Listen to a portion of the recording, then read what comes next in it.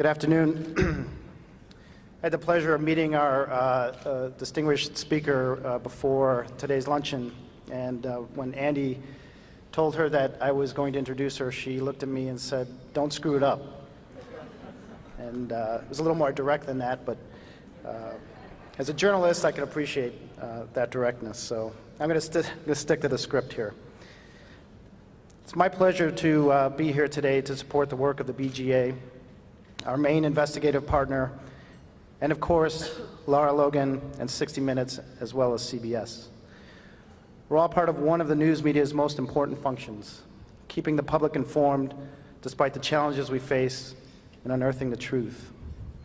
The way we achieve this, to borrow the BGA's words, Andy often says, is by shining a light on government and holding public officials accountable. Sometimes when the BGA do their watchdog work here in Illinois and in Washington, D.C., while Lara puts her life on the line by investigating governments in foreign countries where it's a life or death struggle, not a political conversation. We watched Lara cover the toppling of Saddam's regime in Iraq, the Arab Spring in the Middle East, and the battle against al-Qaeda and the Taliban in Afghanistan. Her latest story on Afghanistan ran on Sunday to kick off the 45th season of 60 Minutes, and she's here to share her insights with us today. For that, we thank Lara and all of our friends at CBS News. She is a native of South Africa, a mother of 2 small children. They live in Washington, D.C., and she is, without question, one of the most courageous and intrepid reporters in the world. Please join me in welcoming 60 Minutes correspondent and CBS News Chief Foreign Correspondent, Lara Logan.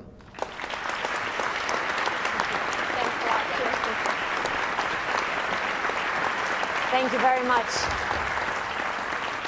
Jim is actually being kind. What I said to him was, don't fuck it up, not don't screw it up. Welcome, everybody. Hello, Chicago. It's very nice to be here. Thank you so much. It's pretty amazing. I know that Andy Shaw is probably the force behind all these tables and all these people that are here.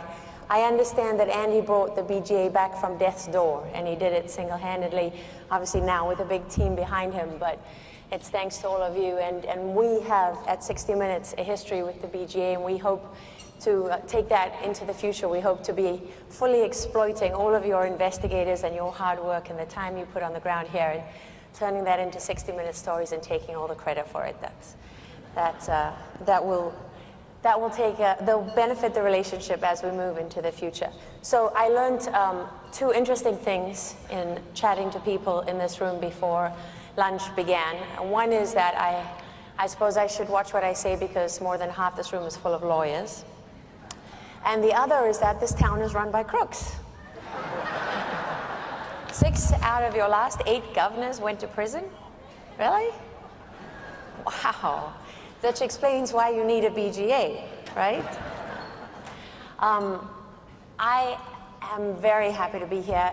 And in fact, the timing was incredibly fortuitous because for the last few years, I have been working on a story that when I first broached the idea, everybody looked at me skeptically, even the trusted people around me who have been through a lot with me. And that was a story about al-Qaeda in Afghanistan today. It was funny because nobody thought that that was an issue to be paying any attention to, and nobody thought there was any real traction to that.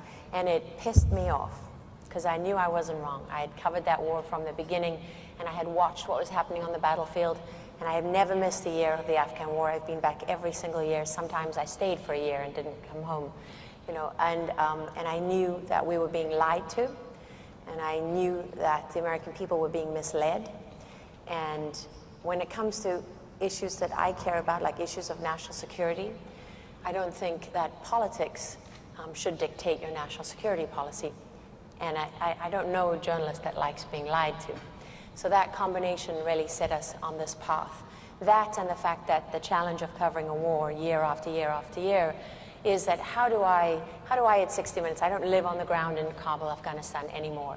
I don't have the benefit of that time there and being able to develop stories and break news.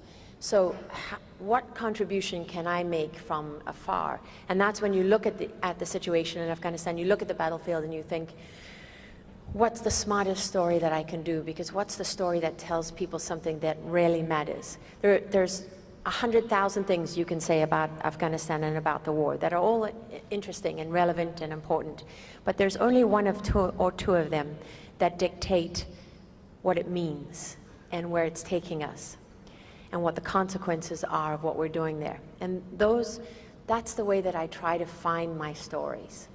And that led us into this investigation of Al-Qaeda in Afghanistan. And I want to show you just a short clip from the piece that ran on Sunday night so that you can have some sense of what I talk about as I move forward. You're in a tough spot right now. Can you explain why the sudden increase in these attacks? Well, I'm mad as hell about them, to be honest with you. We're going to get after this. It reverberates everywhere across the United States. You know, we're willing to sacrifice a lot for this campaign, but we're not willing to be murdered for it. Training Afghan troops like these Afghan Special Forces soldiers is the centerpiece of General Allen's mission. Once they're there, we're going to move. He's already had to suspend training twice because of the rise in insider attacks, which are threatening America's exit strategy. Should Americans brace themselves for more attacks? Is this going to continue? It will. The enemy recognizes this as a vulnerability. Can you tell Americans what's still at stake in Afghanistan after all these years of war? Terrorism has not gone away. It has increased. When you say that terrorism has increased, what do you mean exactly? If terrorism means violence against civilians, if terrorism means violence against our allies, it has increased. It has not abated. It has not gone away. We must then question how come they've returned. Well, that's a good question. How come? How come they've returned? How did that happen? Something must have gone wrong for that to happen. One place where things have gone wrong is in the mountains of Kunar in the east of the country, which has become Al-Qaeda's base of operations in Afghanistan today. These are enemy fighters and leaders, filmed there by our Afghan cameraman, who visited a number of different enemy camps. We couldn't go ourselves because it's too dangerous for Westerners to travel on their own to Kunar. They told our cameraman that they work side by side with Al-Qaeda and share their ideology. One Taliban commander agreed to meet with us in the Afghan capital. He's a specialist in suicide bombings, trained by Al-Qaeda. The safest place we could find was the back of a car, and he would only talk if we concealed his identity. As we made our way through the streets, we had to avoid the city's heavy security and keep our cameras hidden from view. Who's behind the insider attacks, what the Americans call insider attacks, infiltrating the Afghan police and army? Is that you? These are Taliban attacks. This is part of our new military strategy. We have our people in the Afghan police and the army, and the orders come from the top. Enemy fighters from the Afghan battlefield have enjoyed freedom and sanctuary on Pakistani soil since the beginning of the war. Your deadliest enemies on the Afghan battlefield have complete freedom of movement inside Pakistan, with the blessing of the Pakistanis. And every commander that sat in your shoes has had to try and build a relationship and go through the same motions time and time again. And the effect on the battlefield remains exactly the same. American soldiers continue to die because of the support Pakistan gives to America's enemies. You just stated the truth. That's gotta make you mad. Yes, it does. So why did that story matter, and why did we choose to do that particular story? Well, for a number of reasons, but particularly because if Al-Qaeda was truly what drew us to Afghanistan after 9/11, then it was we felt it was a fair and legitimate question to be asking of American leaders. What is the state of Al-Qaeda in Afghanistan? And you would have heard bandied around the number 50 all the time. The head of the CIA, other people, officials in the administration, love to tell us today that there are only 50 Al-Qaeda left in Afghanistan, and the impression that we're given is that they're one drone strike away from obliteration. And That's just simply not true. They know it's not true. And what we had to do was to set about investigating it to discover what was the truth. And we had to be very careful about that, because there is a distinction between investigating something to find out what the real situation is and trying to prove something that you believe is true. And those are two very different things, and the second one is a very dangerous thing. And it's the enemy of great journalism. And it's a trap that it's very easy to fall into. And in fact, it was my boss, Jeff Fager, who kindly reminded me of that at a certain point in the process here. And as usual, he was absolutely right. And we didn't need to prove anything because it was so evident. So how did we set about doing that? Well, of course, we turned to the official record, and that meant reading, and researching everything that anyone in the administration or a position of authority had to say about al-Qaeda in Afghanistan over the last few years. Fortunately, I read just about everything on a daily basis, so I stay on top of a lot of that, and that is not hard. I think having areas, having beat reporters exist for a reason, right? I mean, beat reporting is a great thing, because there's nothing like that institutional knowledge and that depth of knowledge over time, and that gut feeling that you have that tells you when someone's full of shit and when they're not, and what you should be concentrating on and what you shouldn't, to guide you in doing real, true investigative work. And so we not only had to look into all of that, but we had to look at every counterterrorism expert in the field. We went to the agencies, obviously to the CIA, to wherever we could go. We went to the think tanks. We went to anyone who could possibly know about this. And we kept hearing the same thing time and time again, is that, there's no political reason for anybody to be talking to you about this right now, because if we talk about al-Qaeda in Afghanistan, doesn't that undermine the argument for leaving? And that was really a problem for us. At one point, we even had in writing from the US military that al-Qaeda in Afghanistan was off the table, that they weren't even prepared to talk about that, which only made us more determined to talk about it, because when you're constantly knocked down, when people constantly try to bury you, and you have the sense that you're onto something, you know that it's worthwhile. It's hard not to doubt yourself, and you know that at the end of the day you're going to be standing alone on the 50-yard line in the Super Bowl, right? I mean, you're on the premiere of 60 Minutes, and you're saying something that nobody in the administration wants to hear. And a lot of people in the United States military don't want out there, because there were a lot of people who weren't helpful to us in the pursuit of this story. So you better not overstate it. You better know that what you're doing is correct, and you better not screw it up. And the official American position is only one part of that. Just as important to us was what al-Qaeda themselves had to say about this. There's been a narrative coming out of Washington over the last few years, many of it driven by Pakistani lobbying money and by Taliban apologists. One of my favorite things to read about is how the Taliban today is so unlike the Taliban of 2001. There are just a more moderate, gentler, kinder Taliban who just can't wait to see women in the workplace occupying, an equal role in society, and, great economic prosperity for all of Afghanistan, and don't really want to take us back 3,000 years into that terrible, terrible place that I witnessed in 2001 when I went with the Afghan soldiers who retook Kabul from the Taliban. It's such nonsense.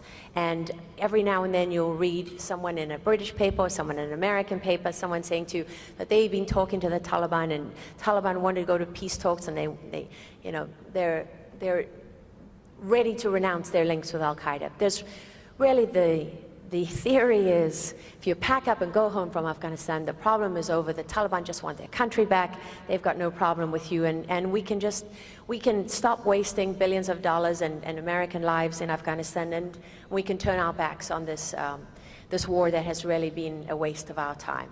That's amazing to me that that's where we are today. Because, I mean, not only do I remember the promises that were made, which is fine, you don't want to keep your promises, that's politics, I guess. But to think that there's any similarity between this and Vietnam is ridiculous. The Viet Cong didn't care what you did when you went back to America. The Viet Cong weren't fighting for an Islamic caliphate. The Viet Cong didn't have a global struggle. And it's amazing to me that we constantly ignore what Al-Qaeda and the Taliban and Haqqani and all these groups tell us every day in their own newspapers and their own statements. They share something. They share an idea. Al-Qaeda is not an organization. You don't have to have a card, a membership card or a badge or something that we recognize in our society, something that the FBI can say, okay, I know what that is. I'm going to hold you responsible for what you did in Libya, and we're going to put you on trial in America. This is terrorism. It's a completely and utterly different fight from anything we have faced in our history. And that's why we chose to do this story. Because what's the one thing about Afghanistan that's going to come home to haunt us? What we have done there for the last 11 years, our role in the Middle East, our role across the world, our way of life is under attack. And if you think that's government propaganda, if you think that's nonsense, if you think that's warmongering, you're not listening to what the people who are fighting you say about this fight. In your arrogance, you think you write the script, but you don't. There's two sides, and we don't dictate the terms. In fact, after 11 years of a war in Afghanistan where we're surrendering, rushing for the exits as fast as we can, not only do we not dictate the terms, but we have less power to dictate anything on the world stage. And we now face an enemy, that former US Ambassador Ryan Crocker, whose interview didn't make this piece, but we did talk to him, and he said, we've killed all the slow and stupid ones. The ones that are left are more committed, and they didn't become any kinder or gentler in the last 11 years. And he's absolutely right. Another thing Ryan Crocker said was, we think we've won the campaign when they haven't even begun to fight. And that's right. So as a reporter doing investigative work, I chose this subject because, one, I can't stand that there's a major lie being propagated about the real situation. I don't care who's in power. I don't care who's behind it. I'm looking only at, like I said to General Allen, you can sit here and tell me that you're building a relationship with the Pakistanis. Let me see. General McNeil, the first commanding general in Afghanistan, told me that. So did his replacement, General Barno. General Eikenberry chose not to discuss it and walked out before the interview. General McNeil told me that again when after his second term in Afghanistan, before he retired. General Schlosser, when he was there, and General Allen, who was so remarkably frank and passionate in his interview that I went there. You know, he was kind of like the invisible general. People don't know a lot about General Allen. But I walked away from that interview thinking, if my son was in the United States military in Afghanistan, I would probably want him to have a leader like that, because he had the courage of his convictions. And what you didn't see in that story is him at the end saying, where I said to him, I get the feeling, General, this is personal to you. And he said, I didn't come here.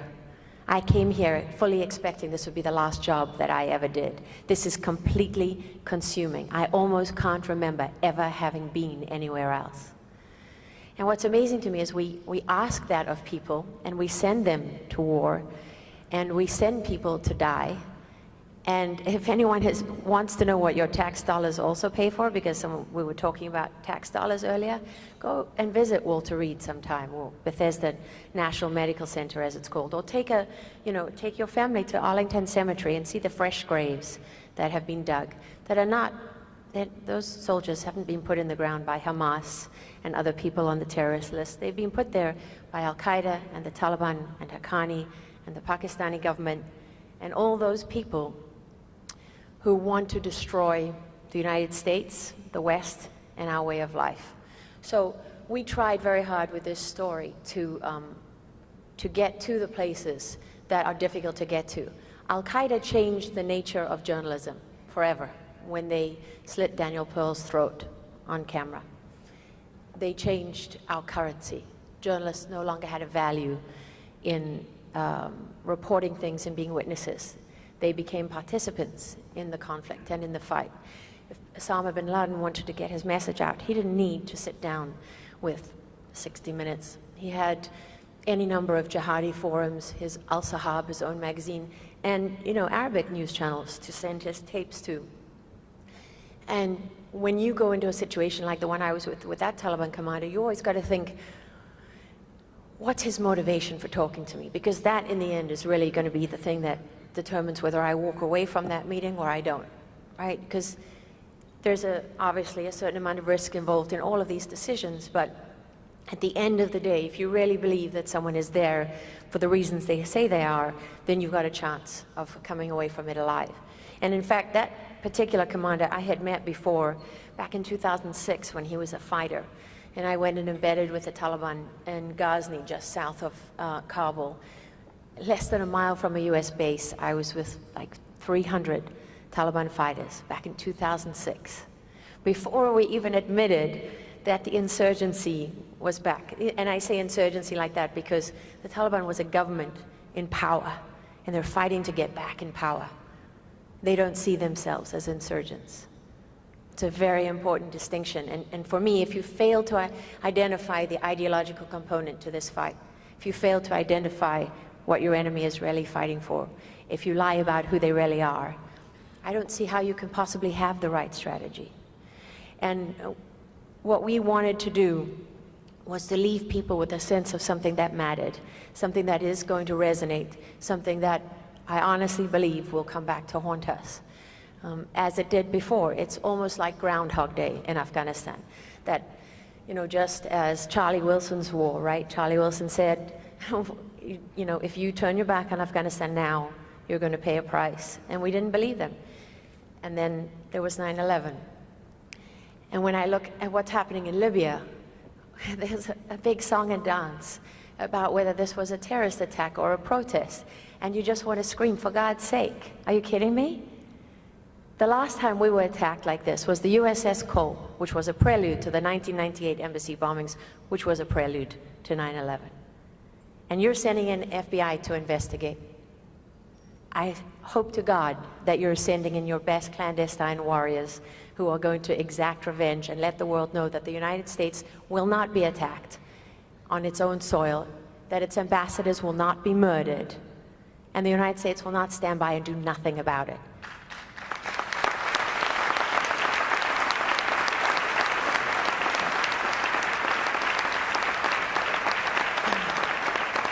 So like every good television reporter, I've completely gone over my time.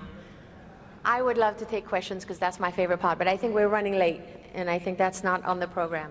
I really want to say thank you very much.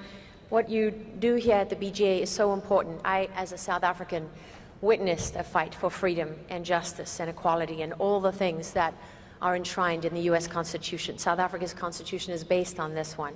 And I remember my mother complaining shortly after the South African elections about corruption in the government and that kind of thing. And I remember turning to her and saying, what have you done about it, Mom? Because that's the way a democracy works. If you don't hold your leaders accountable, there is no democracy. Human nature has shown us time and time and time again that left unchecked, people don't fall into the best of themselves. They fall into the worst of themselves. And it's organizations like this that are here to make sure that doesn't happen and to protect the thing that really we go out there every day and fight for. The reason that I do my job is the same reason that Andy runs this organization and the same reason that you are here supporting it. And I just want to say thank you very, very much. And thank you, CBS, and my colleagues there for coming here today.